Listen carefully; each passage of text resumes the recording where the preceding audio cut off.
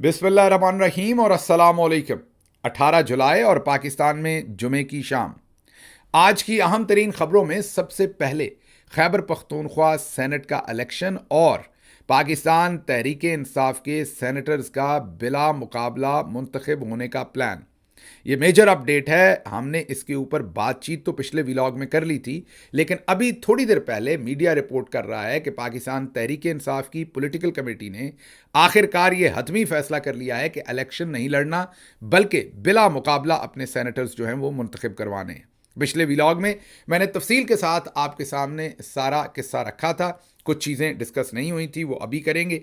लेकिन सबसे पहले आपको मैं ये बता दूं कि जो हमारी पॉलिटिकल कमेटी है उसके अंदर मैं तो जनवरी से नहीं जा रहा, आपको पता है, वजूहात भी आपको पता है। लेकिन जब भी कोई इंपॉर्टेंट इशू होता है तो मैं उसमें मेरा वोट किस तरफ है, मेरा पॉइंट ऑफ व्यू क्या है, वो मैं पूरी जो पॉलिटिकल कमेटी है उसके सामने हमेशा रखता हूँ। इस दफ़ा भी मैंने रखा और मेरा पॉइंट ऑफ व्यू कल मैंने व्लॉग में भी आपके सामने रख दिया था कि मैं ये समझता हूँ कि पाकिस्तान तहरीक इंसाफ को इस वक्त इससे कोई फ़र्क नहीं पड़ता कि हम सेनेट में 11 में से 9 सीटें जीतते हैं या 7 या 6 या 5 या 4, इससे कोई फ़र्क नहीं पड़ना। 11 में से हमें 0 सीट भी मिलती है, इससे कोई फ़र्क नहीं पड़ना, क्योंकि ना इससे हम हुकूमत बना सकते हैं ना गिरा सकते हैं, ना किसी बिल की लेजिस्लेशन को अप्रूव करवा सकते हैं ना रखवा सकते हैं, क्योंकि सेनेट में हमारा जो अददी नंबर होगा वो हुकूमत से, क्योंकि उन्होंने जितनी मारदाट सारे सूबों में की है और जिस तरीके से सेनेटर्स बनवाए हैं, तो पाकिस्तान तहरीक इंसाफ के पास वहाँ अब मेजॉरिटी नहीं होगी। तो अगर हम बिला मुकाबला की तरफ जाते हैं तो मैंने कल आपको बताया था कि 11 नशस्तों में से हमें 6 मिलेंगी और हुकूमत को 5 मिलेंगी। लेकिन अगर हम अपने अददी नंबर के साथ जाते हैं, जो नंबर ऑफ़ वोट्स हमारे पास हैं, मतलब कि 92 MPAs हमारे पास हैं खैबर पख्तूनख्वा असम्बली में, अगर हम उस एतबार से जाते हैं तो फिर हम तकरीबन 9 सीटें जीतते हैं, तो सिर्फ 2 सीटें हुकूमत को मिलती हैं। तो अगर हम ये सीट एडजस्टमेंट इसे कह लें या बिला मुकाबला मुंतखब होने का ये जो प्लान, स्ट्रेटजी, तरीक़ाकार है, इसमें हुकूमत को 3 सीटें एक्स्ट्रा मिलती हैं। जी हाँ, इसलिए मैंने ये कहा था कि मसला 3 सीटों का नहीं है। मैंने जैसे आपको कहा कि हमें 3 कम मिलें या ज़्यादा मिलें, हमने कौन सा हुकूमत बना लेनी, गिरा लेनी, या इवन हम तो कोई इससे लॉ पास करने या रोकने की भी पोजीशन में नहीं होंगे। इनमें हमें 6 मिलें, 9 मिलें, पूरी 11 मिलें, 0 मिले, कोई बड़ा फ़र्क नहीं पड़ना। हाँ, इंडिविजुअल्स पर बड़ा फ़र्क पड़ेगा जो सेनेटर बन रहे हैं कि वो सेनेटर बनेंगे या नहीं बनेंगे, लेकिन पार्टी पर, इमरान खान साहब पर, मुल्क पर इसका कोई बड़ा असर नहीं पड़ेगा। तो फिर आप सोच रहे होंगे कि फिर मैं इस चीज़ के मुखालिफ क्यों हूँ कि आप ये बिला मुकाबला ना करें। इसकी वजह ये है कि ये जो असम्बली है जिस में से अब ये बिला मुकाबला सेनेटर मुंतखब होंगे या इलेक्शन होकर, इसमें ये जो 5 सीटें इनको मिल रही हैं, ये इसी वजह से मिल रही हैं कि इन्होंने हमारी मखसूस नशस्तें छीनी और छीनने के बाद इनका नंबर 52 हो गया या 54 हो गया। अगर मखसूस नशस्तें इन्होंने ना छीनी होती तो ये 11 में से इन्हें कुछ भी नहीं मिलना था, ज़्यादा से ज़्यादा 1 सेनेटर मिलता या 2 मिलते, बहुत ज़्यादा। तो अभी भी सूरत हाल वैसे वैसी ही है, लेकिन तब शायद 1 ही मिलता सेनेटर। अब अगर हम इनको बिला मुकाबला इनके साथ अरेंजमेंट करते हैं तो मेरे ख्याल में, मेरा ख्याल गलत भी हो सकता है, मेरे ख्याल में वो जो मखसूस नशस्तें छीनने के बाद इनकी अददी हैसियत है, ये जो इलेक्टोरल इस वक्त हमारे सामने एक साइज़ पड़ा है, उसको भी हम मान रहे हैं, हम उसको भी लेजिटिमेसी दे रहे हैं। तो उसकी लेजिटिमेसी उसको ना देने के लिए ज़रूरी है कि हम इलेक्शन में मुकाबला करें। अब अगर हम 6 सेनेटर बन जाएंगे या 9 बन जाएंगे या जैसे मैंने कहा 11 बन जाएं या 0 बन जाएं, उससे हमारी सेहत पर तो असर नहीं है। लेकिन अगर हम इन्हें लेजिटिमेसी देंगे, इनके साथ मिलकर कोई अरेंजमेंट करेंगे और हम 6 सेनेटर्स इनसे ले लेंगे, तो इसका मतलब है कि हमने इनकी लेजिटिमेसी जो है वो तसव्वुर कर ली। दूसरी तरफ का पॉइंट ऑफ व्यू ये है कि पंजाब में भी तो ऐसा ही किया था।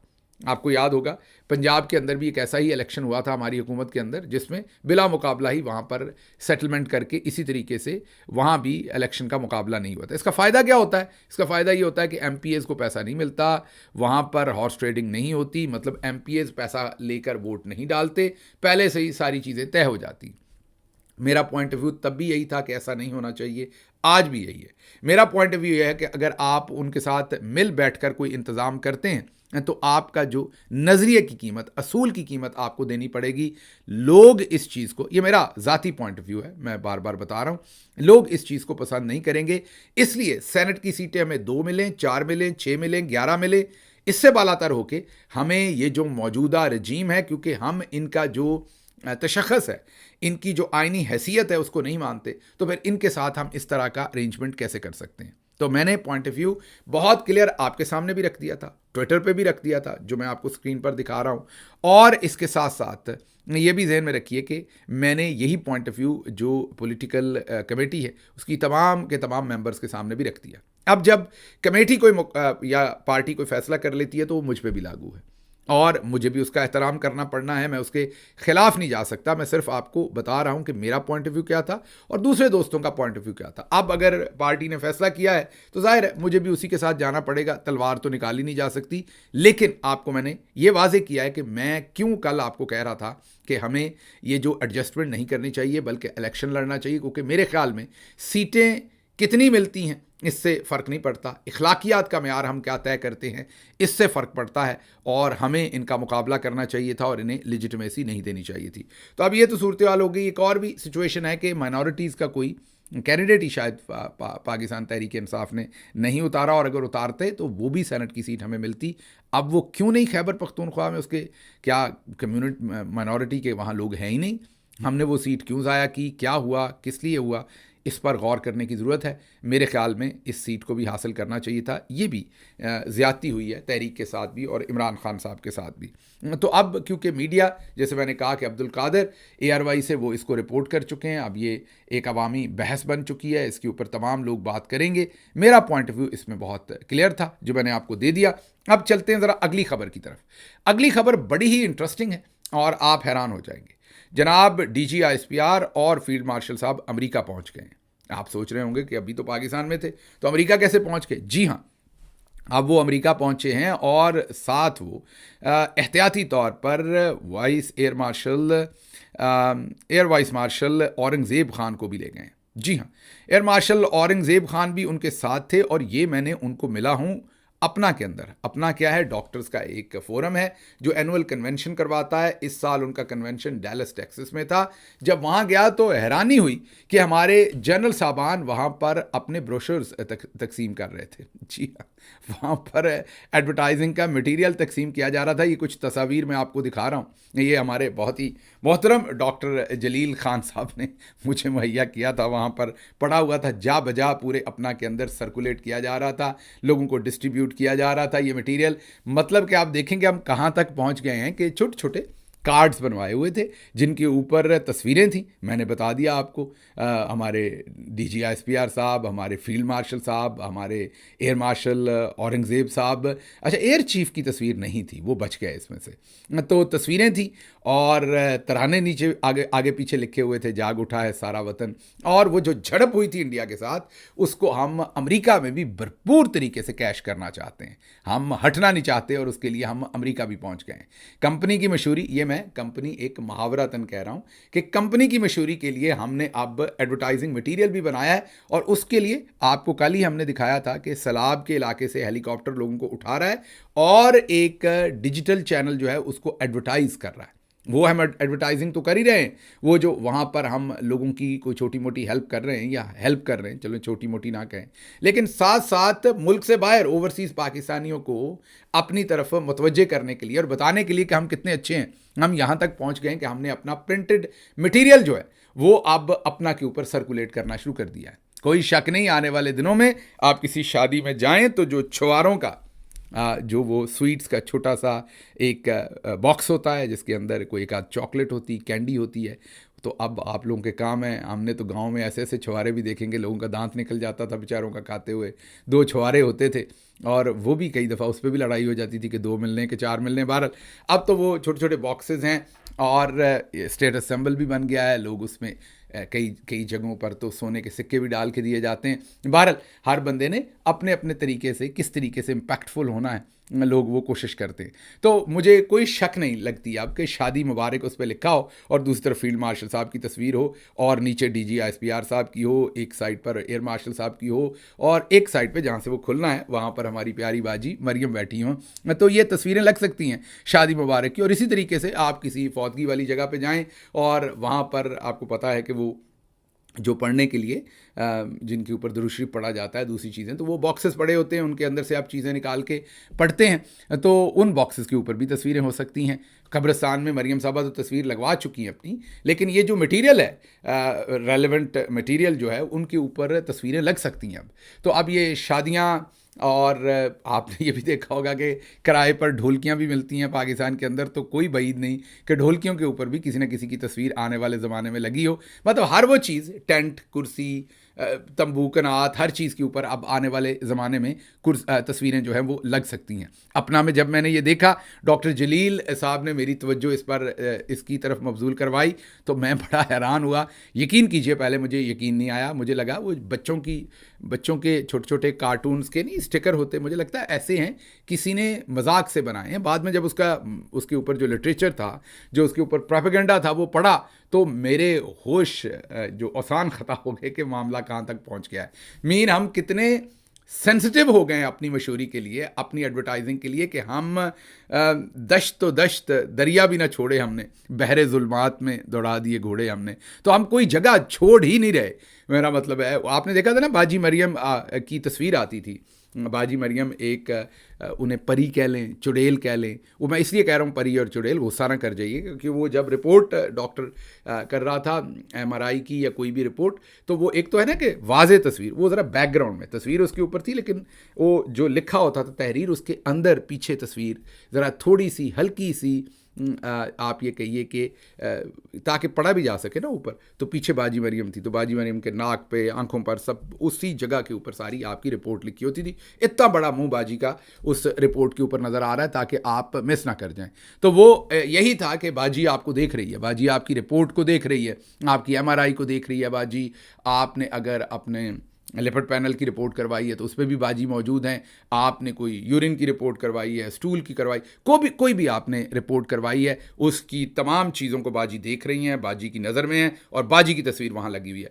तो ये आइडिया आप सोच लीजिए कहाँ से आता है कि बाजी वहाँ पर लगी हुई हैं मेडिकल रिपोर्ट्स पर। हमारे जनरल साहब अपना में छोटे छोटे जो कार्ड्स हैं वो वहाँ पर बांटे जा रहे हैं, और बाकायदा प्रमोट किया जा रहा है कि जनाब हमने ये काम किया।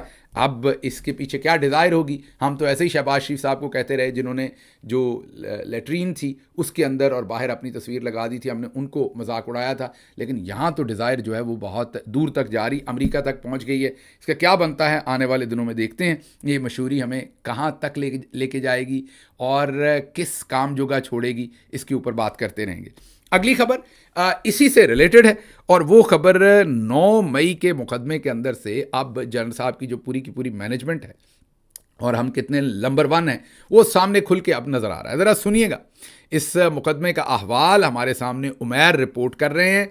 तो उमैर साहब की रिपोर्टिंग ज़रा सुनिएगा। वो बता रहे हैं कि वकील ने मुल्ज़मान से बरामद होने वाले डंडों की रिकवरी कब हुई। वकील ने जो इन्वेस्टिगेशन का ऑफिसर, उससे पूछा कि ये जो आपने इनको, जाहिर है जिनके ऊपर जुर्म साबित करने की कोशिश की पाकिस्तान तहरीक इंसाफ के वर्कर्स पर, उनके बारे में कहा गया कि इनके पास डंडे थे जिससे ये हमलावर हुए। तो जो लोग कानून को नहीं जानते उनके लिए कि अगर आप ये कहें कि फ़लाँ ने फ़लाँ को कत्ल किया, तो जिस चीज़ से कत्ल किया या चोट लगाई या मारा पीटा, तो जिस चीज़ को इस्तेमाल किया, आलाए कत्ल या आलाए तशद्दुद, जो डंडा है, चाकू है, छुरी है, पिस्तौल है, वो बड़ा अहम होता है अदालत के अंदर। उसको प्रोड्यूस करना पड़ता है क्योंकि वो सबूत होता है कि इस चीज़ के साथ ये जुर्म हुआ। तो वकील ने पूछा कि वो जो डंडे वो आपने रिकवर किए? उसने कहा जी किए। उन्होंने कहा कितने दिनों के बाद किए? उन्होंने कहा 30 दिन के बाद, 1 महीने के बाद हमने डंडे रिकवर किए। उन्होंने कहा कहाँ से किए? उन्होंने कहा कंटोनमेंट, मीन जो कैंट है, लाहौर कैंट, ये जो सारा आपको पता है कि फोर्ट्रेस स्टेडियम के आगे पीछे का सारा इलाका। उन्होंने कहा कि वो कैंट के इलाके में सड़क के किनारे से हमने किए। उन्होंने कहा क्या उस सड़क पर रोज़ सफाई होती है? अब कैंट तो आपको पता है जगमग जगमग कर रहा होता है हर रोज़। उन्होंने कहा हाँ जी। वकील अपना इन्वेस्टिगेटिव ऑफिसर ने कहा कि जी वहाँ सफाई होती है। उन्होंने कहा आप मुझे ये बताना चाह रहे हैं कि उस सड़क की सफाई होती है, वहाँ 30 दिन डंडे सड़क के किनारे पड़े रहे, किसी ने उठाए ही नहीं, फिर चिरागों में रोशनी नहीं रही। कल हमने आपको बताया था कि एक गवाह इसी तरीके से पुलिस ऑफिसर, इन्वेस्टिगेटिव ऑफिसर जो उम्रे पर इस वक्त सऊदी अरब गया हुआ है एहराम में, वो आ गया गवाही देने ऑनलाइन। उसको शाह महमूद कुरैशी साहब ने कहा कि हल्फ दे के कहो, जो कहूँगा सच कहूँगा, इसके अलावा कुछ नहीं कहूँगा, और मेरे पर अजाब नाजल हो अल्लाह का अगर मैं झूठ बोलूँ। उसने कहा मैं नहीं कहता ये, ये जिन्होंने केस बनाया वो कहें या मैं क्यों झूठ बोलूं, और उसने आराम से उधर से वीडियो कॉल बंद की और वो फरार हो गया। वो कैसे अहराम के अंदर झूठ बोल सकता था? तो बहरहाल, लेकिन हैं ऐसे लोग भी जो अहराम के अंदर भी झूठ बोलते हैं और आपने देखे हुए हैं और आप देखते रहेंगे। बहरहाल ये 9 मई की हालत हो रही है, ये वहाँ पर सिचुएशन है जो 9 मई के मुकदमे में, मतलब कि एक सर्कस बनी हुई है। वैसी ही सर्कस जो अपना पे थी, वैसी ही सर्कस जो अब हम सेनेट के इलेक्शन में देखेंगे, और वैसी ही सर्कस जो है वो अदालत में, हर तरफ सर्कस चल रही है। अच्छा जी, आगे चलते हैं, आगे भी एक सर्कस आपको बताते हैं। मोहम्मद मालिक साहब ने और आसिफ बशीर चौधरी दोनों की ये स्टोरी है, मुख्तलिफ एंगल से दोनों ने ये स्टोरी कवर की हुई है, क्रेडिट दोनों का जाता है। शुगर मिल मालकान बहुत ताकतवर हैं, शुगर मिल हर कोई बंदा नहीं लगा सकता। 6 अरब से एक शुगर मिल शुरू होती है। बड़े बड़े सियासतदान, ब्यूरोक्रेट्स शुगर मिल्स के ओनर हैं। कुछ इदारों की भी शुगर मिल्स हैं, कुछ इदारों का नाम नहीं लेना। ये ताकतवर तरीन लोग पॉलिसियों पर असरअंदाज होते हैं और अवाम नज़रअंदाज होते हैं। क्या ये लोग इतने ताकतवर हैं कि इन्होंने पूरे सिस्टम को फेल कर दिया है? ये चीनी पहले बाहर एक्सपोर्ट कर देते हैं, फिर पाकिस्तान में महंगे दामों बाहर से इंपोर्ट करते हैं, दोनों तरफ पैसा बनाते हैं। ये आसिफ बशीर चौधरी हमें बता रहे हैं। एक चीज़ और बता दूं, अगर आपके पास पैसे भी हैं और आप शुगर मिल लगाना चाहते हैं तो आप लगा नहीं सकते। आप कहेंगे वो कैसे? ये जितने भी शुगर मिल्स के मालिकान हैं, इन्होंने एक कार्टेल बनाया हुआ है, इन्होंने एक तंजीम बनाई हुई है। वो जब तक अप्रूवल नहीं देगी, है ना मजे की बात, वो जब तक अप्रूवल नहीं देगी तो आप इसके अंदर शुगर मिल नहीं लगा सकते। अगर आपने इस एलीट क्लब का हिस्सा बनना है तो आपको इनको साथ मिलाना पड़ेगा, मतलब कि आपको इन्होंने अपने जैसे को ही किसी को लगाने देनी है या आपको इन जैसा होना पड़ेगा। तो आप शुगर मिल लगा ही नहीं सकते जब तक ये आपको इजाज़त ना दें जो पहले वाले मालिकान हैं। ये मैंने आपको एक अलग से बात बताई जो हुकूमत में रहते हुए मेरे एक्सपीरियंस में आई थी। अब आगे इसकी दूसरी जहत मोहम्मद मालिक साहब लेकर आए हैं। वो कहते हैं कि अरबों रुपए का टीका लगाया शुगर मिल्स ने पाकिस्तान को, चीनी माफिया ने चीनी एक्सपोर्ट करके, एक्सपोर्ट जब करते हैं तो आपसे पैसे लेते हैं, गवर्नमेंट से पैसे लेते हैं, आवाम से पैसे लेते हैं सब्सिडी की मद में। तो 114 अरब रुपए कमाए, फिर कीमतों में इजाफा करके 98 अरब और कमाए, मतलब कि ये कोई तकरीबन 212 अरब इन्होंने कमा लिए चीनी से आगे पीछे करके, और अब इंपोर्ट कर रहे हैं और उसमें से भी पैसा कमाएंगे। लेकिन जब कोई पूछे तो कहते हैं कि नहीं हमने तो कुछ नहीं किया। हुकूमत से पूछे तो कहते हैं हम तो ना इंपोर्ट करना चाहते हैं ना एक्सपोर्ट, हमारा तो दिल बड़ा डरता है, हम तो बड़े परेशान हैं, हम तो आवाम के लिए चीनी सस्ती करना चाहते हैं। ये अलग बात है कि इमरान खान के ज़माने में जो चीनी 60 रुपये किलो या 70 रुपये किलो थी, वो आज 205 रुपये 210 रुपये किलो जो है वो पाकिस्तान की मार्केट में बिक रही है। ये एहसास किया आपका, वरना सोचें अगर ये 300 रुपये पे होती तो फिर क्या बनता। अगली खबर की तरफ चलते हैं। अगली खबर मेरी प्यारी बाजी की है और उन्होंने ये बताया है बाजी साहबा ने कि मुझे इस बात की खुशी है कि पंजाब के अंदर कोई शख्स भी पंजाब गवर्नमेंट की नाअहली की वजह से जाँ बाक नहीं हुआ।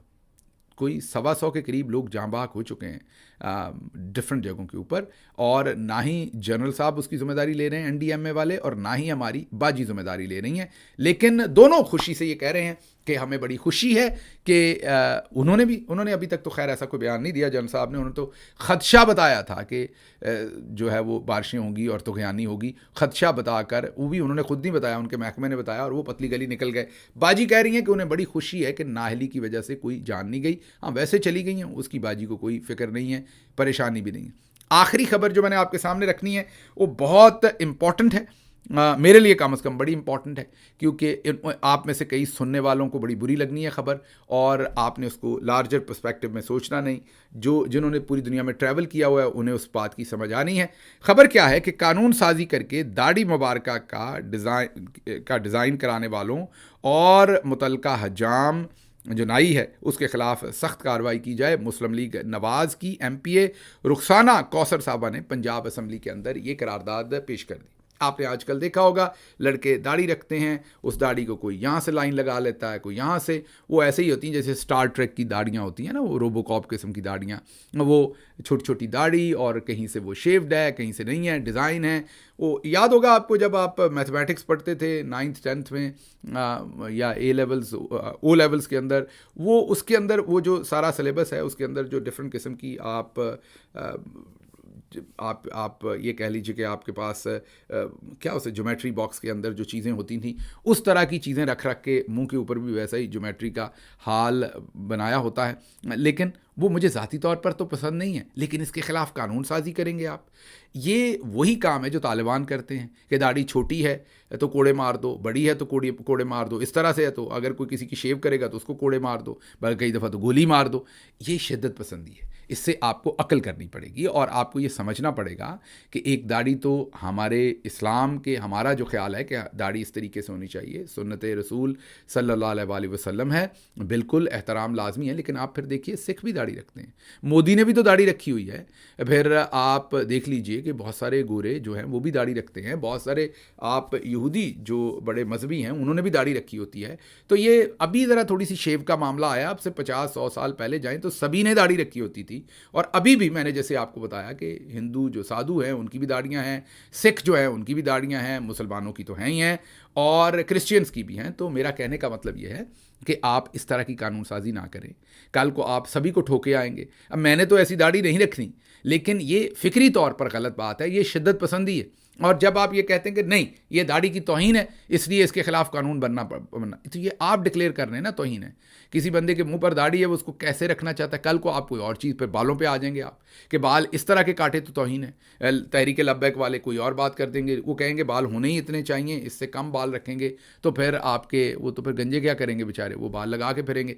कहने की बात यह है कि ऐसे फिर हर बंदा अपनी अपनी 1.5 इंच की मस्जिद बना लेगा और अपने अपने तरीके से चीज़ें जो है वो करवाएगा, और जो नहीं करेगा उसको फिर डंडे मारेंगे लोग और शिद्दत पसंदी सोसाइटी के अंदर आएगी। मेहरबानी कीजिए, मैं पहले आपको टू बिगिन विद मैंने आपको कहा कि मुझे अच्छी नहीं लगती वो जो दाढ़ियाँ जिस तरीके से रखते हैं, मुझे बस ऐसे ही लंगूर ही लगते हैं कि अपने मुंह के ऊपर इन्होंने क्या किया हुआ है। लेकिन वो मुझे मेरी ज़ात के पास ये चॉइस है कि मुझे क्या अच्छा लगे क्या बुरा लगे, लेकिन जहाँ से आपकी नाक शुरू होती है वहाँ जाकर मैं आपको डिस्टर्ब नहीं कर सकता। तो आप राय ज़रूर रखिए जो आपका दिल है, लेकिन आप लोगों के ख़िलाफ़ ऐसी कानून साजी ना कीजिए, लोगों के ऊपर ऐसे एक्शन ना लीजिए, लोगों को ऐसे काम करने पर मजबूर मत कीजिए जो आपने तालिबान को करते देखा और दुनिया में और बहुत सारी। आपको कल ही हमने दिखाया कि वहाँ पर इंडिया में कह रहे थे कि सावन के महीने में आप गोश्त नहीं खा सकते, तो केएफसी पर चढ़ दौड़े कि यहाँ पर आप गोश्त नहीं बेचेंगे। ये जब आप अपनी राय, अपना अकीदा, अपने मजहबी ख्यालात दूसरों के ऊपर आप मुसल्लत करते हैं, ये शिद्दत पसंदी है। रियासत मदीना के अंदर इसकी कोई इजाज़त नहीं थी और नबी करीम सल्लल्लाहु अलैहि वसल्लम ने यही बताया था कि सभी का एहतराम करें ताकि आपका एहतराम हो सके। मुझे दीजिए यहाँ से इजाज़त। अल्लाह आपका हामी नासिर हो और पाकिस्तान जिंदाबाद।